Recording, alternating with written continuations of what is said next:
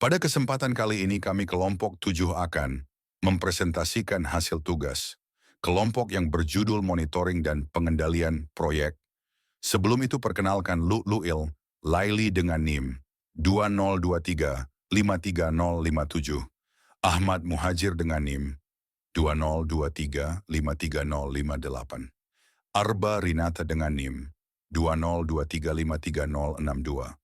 Jarir Bafadlol A dengan NIM 2023533074 dan Chandra Ayu Fatikasari dengan NIM 2023538080.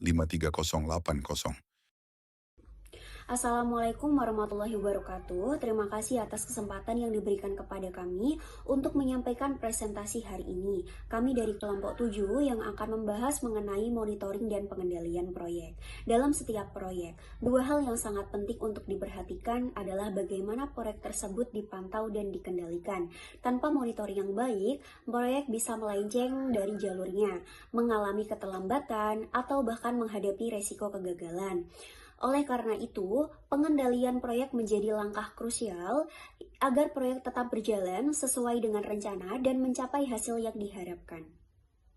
Melalui presentasi ini, kami akan menjelaskan secara singkat konsep monitoring dan pengendalian proyek, tujuan dan manfaatnya, metode yang digunakan, serta studi kasus yang menunjukkan pentingnya penerapan konsep ini dalam dunia nyata. Yang pertama, pengertian monitoring dan pengendalian proyek. Monitoring proyek adalah proses pengumpulan dan menganalisis data untuk mengawasi kemajuan proyek sesuai dengan rencana. Sedangkan pengendalian proyek adalah tindakan korektif yang dilakukan berdasarkan hasil monitoring agar proyek tetap sesuai target.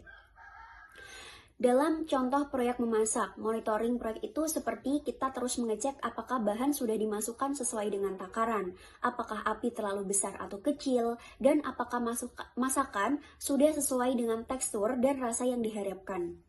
Dengan monitoring, kita memastikan semua proses berjalan sesuai dengan rencana. Namun terkadang sesuatu tidak berjalan dengan mulus.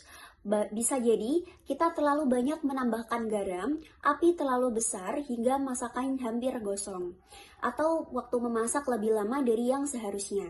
Nah, disinilah pengendalian proyek berperan.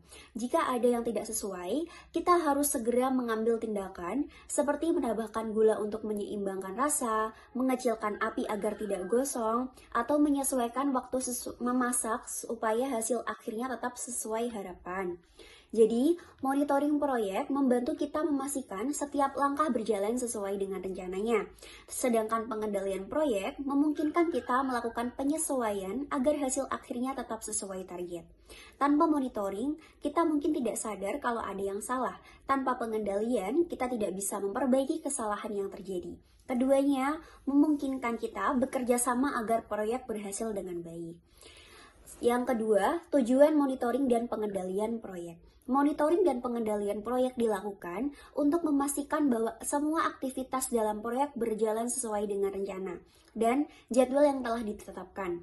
Proses ini mencakup memantau kemajuan proyek, mengevaluasi kinerja tim dan sumber daya, serta mengidentifikasi potensi hambatan atau masalah yang bisa mengganggu jalannya proyek.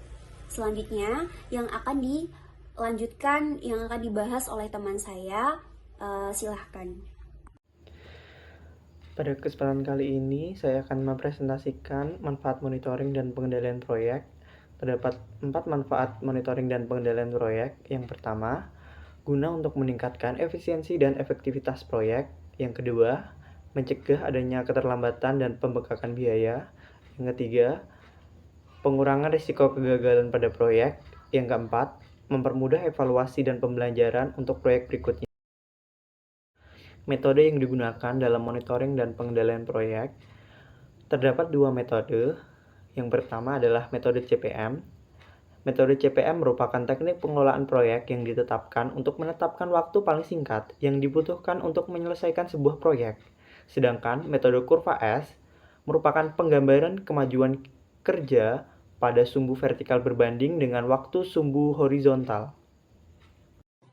Metode yang digunakan dalam pengendalian proyek. Yang pertama ada grazing. Grazing adalah pendekatan yang disengaja, sistematis, dan analitis terhadap kegiatan dalam suatu proyek, khususnya jika berada pada jalur kritis. Jalur kritis atau critical path adalah rangkaian aktivitas terpanjang dalam suatu proyek yang menentukan durasi total proyek. Yang berarti jika ada satu saja aktivitas yang terganggu dalam proyek ini, maka proyek yang lain ikut terganggu. Untuk mempercepat penyelesaian proyek tanpa mengubah ruang lingkup. Adapun tujuannya yaitu mempercepat penyelesaian proyek dan mengurangi keterlambatan waktu. Metode selanjutnya ada Earned Value Method atau EVM, yaitu menilai keuntungan dan kerugian yang nyata dalam proyek, serta menyediakan cara untuk menyeimbangkan keuntungan dan kerugian guna memaksimalkan hasil. Dengan kata lain, teknik manajemen proyek yang mengintegrasikan 3 elemen utama, yaitu biaya, jadwal, dan cakupan pekerjaan. Metode ini digunakan untuk pengendalian kinerja dan kemajuan proyek secara objektif. Ada beberapa komponen utama di dalamnya, yaitu yang pertama, planned value, yaitu nilai pekerjaan yang direncanakan hingga titik waktu tertentu. Selanjutnya ada earned value atau nilai pekerjaan yang benar-benar telah diselesaikan. Yang terakhir ada metode actual cost, biaya aktual yang telah dikeluarkan. Adapun tujuan EVM ini yaitu mengidentifikasi jadwal dan anggaran, memberikan data objektif untuk pengambilan keputusan, dan mengoptimalkan kinerja proyek. Metode selanjutnya ada resource leveling, adalah proses yang bertujuan untuk mengurangi fluktuasi dalam penggunaan sumber daya manusia dan sumber daya lainnya selama pelaksanaan proyek. Metode ini digunakan dengan cara menjadwalkan ulang aktivitas sehingga penggunaan sumber daya menjadi lebih merata dan terkendali tanpa menyebabkan kelebihan beban pada waktu tertentu. Adapun tujuannya yaitu menstabilkan penggunaan sumber daya manusia pada proyek dan menghindari kelelahan tim akibat beban kerja yang tidak merata, serta menjaga produktivitas dan kualitas hasil kerja. Metode terakhir ada Critical Change Project Management atau CCPM. CCPM adalah metode manajemen proyek yang berfokus pada pengelolaan sumber daya dan penjadwalan yang realistis, dengan mempertimbangkan kendala atau constraint serta ketidakpastian yang terjadi di dunia nyata. CCPM menerapkan prinsip teori pembatas dengan mengidentifikasi titik-titik kendala dalam proyek dan menambahkan buffer atau penyangga waktu sebagai alat pengendali.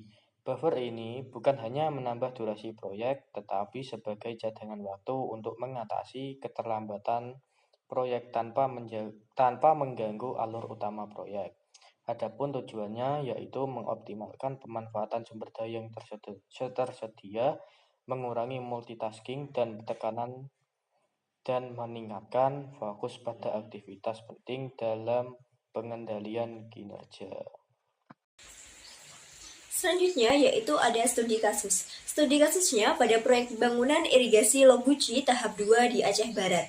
Proyek pembangunan irigasi Loguci tahap 2 di Aceh Barat yang dikelola oleh PT Wirataco Mitra Mulia bertujuan untuk meningkatkan infrastruktur pertanian dengan menyediakan sistem irigasi yang efektif dan juga efisien.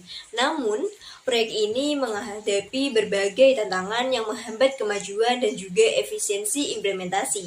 Beberapa permasalahan besar yang dihadapi antara lain keterlambatan pengiriman material oleh pemasok, keterlambatan pencairan dana, dan ketidakefisienan metode kerja.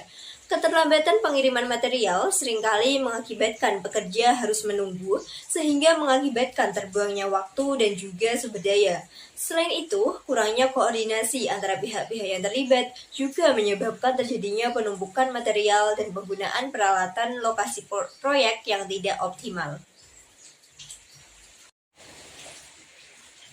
Kemudian penyelesaian. Nah, pemecahan masalah pada proyek ini dilakukan melalui beberapa langkah strategis yang terstruktur.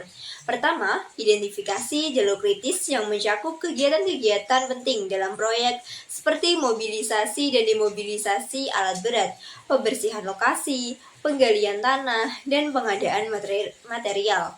Dengan memahami jalur kritis, manajemen proyek dapat lebih fokus pada aktivitas yang mempunyai dampak yang paling besar terhadap waktu penyelesaian proyek. Selanjutnya, metrik pemantauan buffer dikembangkan untuk memantau penggunaan buffer proyek. Buffer adalah waktu tambahan yang dimasukkan ke dalam jadwal proyek untuk mengantisipasi ketidakpastian dan potensi penundaan. Dalam studi ini, indikator zona penyangga konsumsi ditetapkan untuk menentukan kapan tindakan pencegahan diperlukan. Jika buffer yang dikonsumsi berada dalam kisaran 0% sampai dengan 33%, tidak perlu adanya tindakan apapun. Namun, jika berada pada kisaran 34% sampai dengan 66%, maka pihak pelaksana harus merumuskan upaya preventif.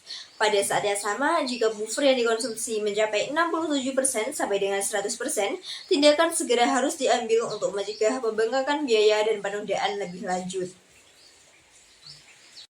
Hasil dari penyelesaian studi kasus selanjutnya adalah penyelesaian hasil penerapan Critical Science Project Management (CCPM) mengurangi durasi proyek yang dasar mulanya 409 hari menjadi 367 hari dan menghemat biaya tenaga kerja sebesar Rp123.900,70.2 dan meningkatkan efisiensi biaya dan waktu. Sekian presentasi dari kelompok 8. Bila mana ada kata kesalahan mohon dimaafkan. Wassalamualaikum warahmatullahi wabarakatuh.